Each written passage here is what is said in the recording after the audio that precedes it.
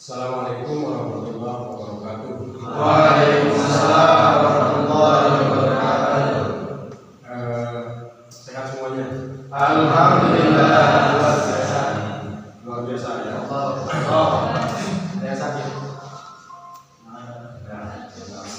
Ya, kalau sakit panggung, dada, itu masuk sebenarnya ya. Semoga kalian sehat. Kita melanjutkan materi kuliah kita. Kalau kita melihat di standar nasional perkuliahan, semua kita sudah yang kalau tidak salah yang ke-7 ya. Tapi masih di topik inti kedua. Harapannya ini adalah pertemuan terakhir di topik inti kedua. Masih ada 2 topik lagi setelah tes nanti kita selesaikan. Jadi posisi kita di bahasan tentang topik inti 2 ya. Topik inti 2 tentang ibadah ya. Persiapan sholat 5 waktu ya. Baik, saudara-saudara sekalian, saya berharap sesuai dengan yang diinginkan dalam perkuliahan, salah satu tujuan dari materi yang kita sampaikan itu salah satunya adalah mampu mencermati wawasan tentang penerapan ibadah sehari-hari. Dalam hal ini topik ini. Jadi tema tentang sholat bagaimana nanti di dalam kehidupan sehari-hari mampu membuat dan syarat berlaku. Dalam keadaan normal dia wajib menutup aurat ya. Ini bilang-bilangan aja gitu. Oke. Menutup aurat itu wajib.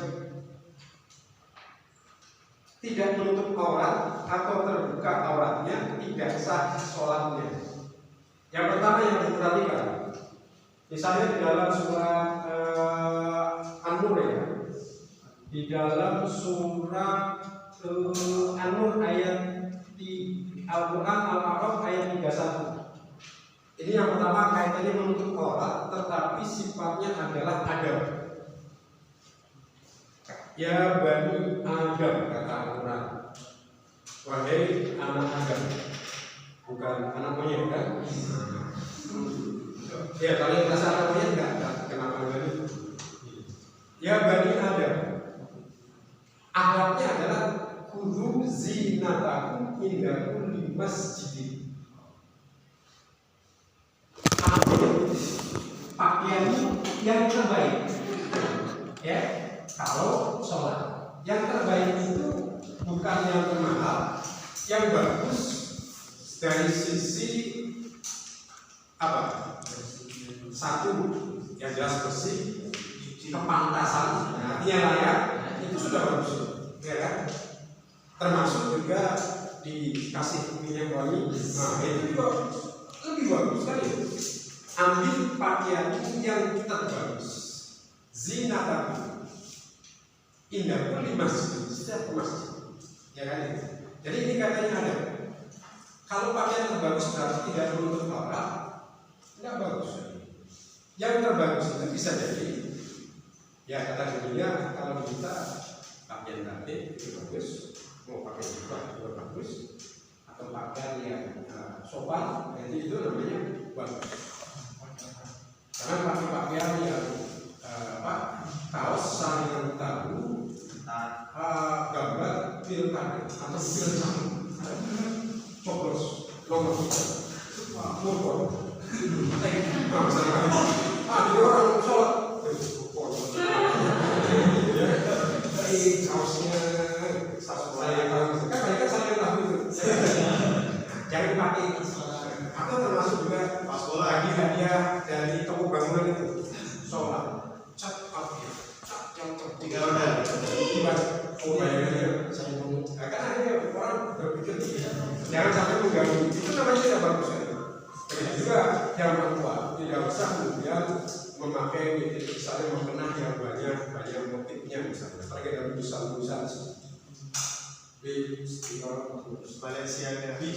Tahu berapa?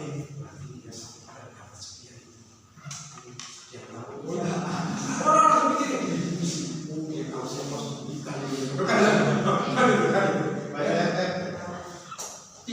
artinya yang mengganggu apa konsentrasi orang itu tidak. Tapi ingat di situ bulu wasrobu wala tusriku wala innallaha la yuhibbu. Ada kata-kata innallaha la yuhibbul musrifin. Jangan berlebihan. Pakai pakaian yang layak, yang pantas. Laki perempuan posisinya sama. Ini posisi aurat ya. Jadi pakai pakaian yang terbagus, yang layak, yang pas, sesuai dengan keadaan orang. Kalau auratnya laki-laki dari mana ke mana? Dari pusat sampai ke lutut.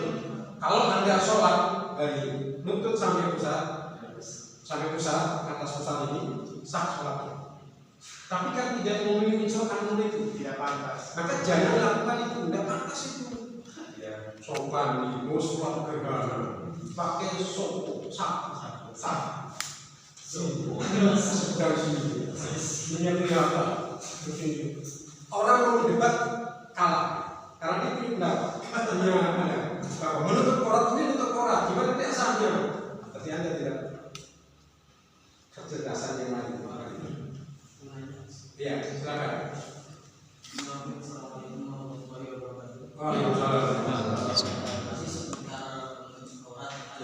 Jadi seperti ini, misalnya kalau seseorang merokok ya Pak ya, terus untuk merokok itu jatuh ke sarungnya. Jadi ada kayak lubang di sana. Nah, terus ketika sholat lubang yang tempat untuk merokok jatuh kan di area sekitaran ini Pak. Pas di tengah-tengah.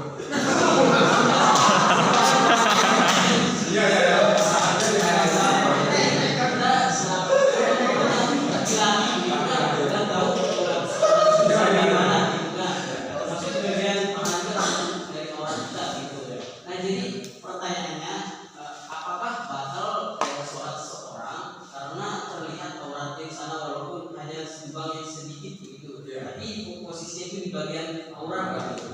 Dia tahu. Ya, betul. Dia tahu dibiarkan. Ya, dibiarkan. Baik. Salah satu syarat sahnya sholat adalah menutup aurat. Aurat kaki dari sini sampai sini pusat kan itu. Kalau tidak tertutup, sekarang ada lubang rokok, iya kan? Kelihatan di posisi auratnya itu. Menutup aurat atau tidak? Akan masuk itu. Kata beliau menutup aurat atau tidak? Kelihatan aurat. Berarti tidak tertutup aurat. Kalau tahu ditutup di sini kayak gini nama salah. Kasih kalau di belakang. Sebaiknya makanya tadi persiapan sholat itu adalah menutup aurat agar ketika sedang menjalankan itu sudah selesai semua. Kalaupun misalnya sedang sholat kemudian kelihatan auratnya, ya Anda kemudian ditutup dengan tangan Anda atau dengan cara yang lain, bisa jadi digeser dan lain sebagainya kan. Jadi secara hukum syariat tidak menutup aurat dalam keadaan normal berpotensi tidak sah sholatnya. Gimana kalau kolornya ada yang kelihatan? Kolornya kelihatan. Ya kan katanya ada dalam enggak dalamnya kelihatan. Salah dalam kelihatan. Sengaja. Enggak. Sebenarnya kan apa suara? Ya. Bekas apa? Makanya persiapan sholat satu menutup aurat. Kalau misalnya mau sholat pastikan bahwa. Tetapi ketika sedang melakukan sholat, taruhlah tadi ada lubang sedikit atau sedang tahu-tahu kemudian karena sudah laku sarungnya bisa jadi sudah laku ya sudah Anda tidak menutup. Kalau misalnya bisa disiasati, misalnya lubangnya sedikit mungkin bisa disiasati, tapi kalau misalnya tidak bisa ya Anda ganti pakaian yang lain. Kalau mau sah sholatnya secara syariat harus ganti. karena rokok itu membunuh. Nah, iya kan? Betul ya, rokok itu membunuh. Bukan sedikit. Oke, jadi satu, secara hukum tidak menutup aurat tidak sah sholatnya. Perempuan juga demikian, terkecuali hari sholat. Kayak di bulu malam itu kan bebas tangannya dan sama. Tiba-tiba ayo kencang, terus sarung naik ke atas gitu kan. Dikasih gitu. Yang perempuan juga demikian. Kalau misalnya sholat di tempat yang ada angin kencang, kemudian berpotensi membuka aurat, ya sudah tinggal ditutupi. Sholat dengan salah. Silakan.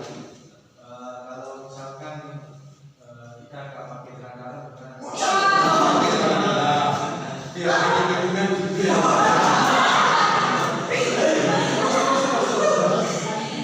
apakah bercelana bagaimana?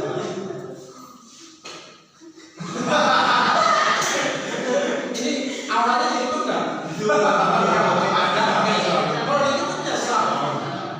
Cuma nanti, kalau tidak pakai celana dalam, di belakang ada makmum yang lain, apalagi di waktu subuh, telurnya itu kan agak.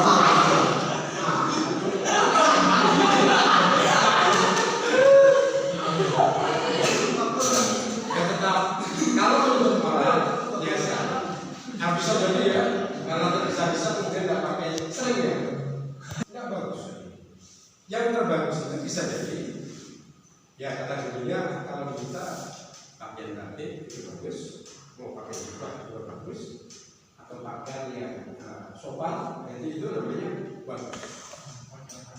Karena pakai pakaian yang kaos sarung tahu, gambar pilkada atau pilkada, coblos, nomor 3, murkon, jadi orang sholat, kaosnya saya tahu, kan banyak kan saya tahu itu, jangan pakai itu, atau termasuk juga pas lagi hadiah dari toko bangunan itu, sholat, cat pakai, cat yang tiga roda, oh bayangin saya ngomong, kan akhirnya orang berpikir jangan sampai mengganggu, itu namanya tidak bagus ya.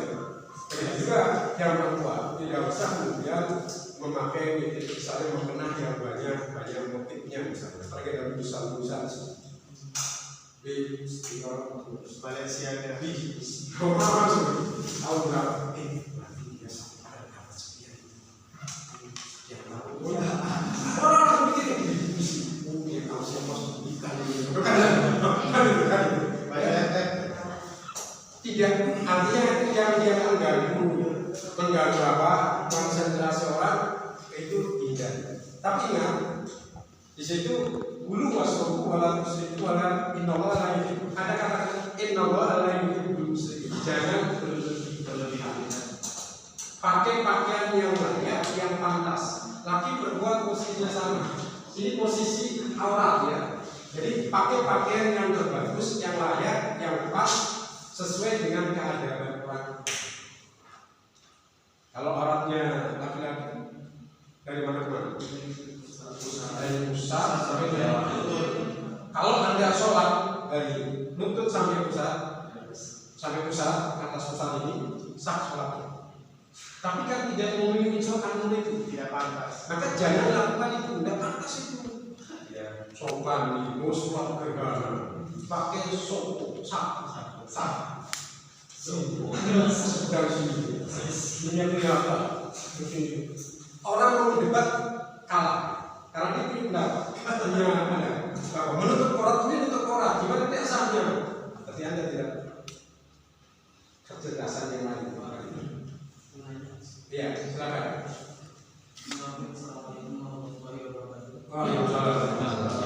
Masih seputar aurat. Jadi seperti ini, misalnya kalau seorang merokok ya Pak ya, terus kuntum Jadi bedanya dua-duanya. Sama-sama 8 slide ya, 8 slide. Buat yang bagus.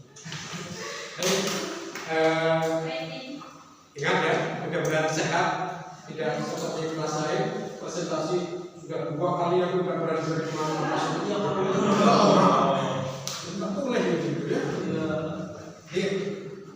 Khalida Sofiani persiapkan materi pekan depan dengan sebaiknya. Kita tutup dengan bacaan hamdalah. Alhamdulillah.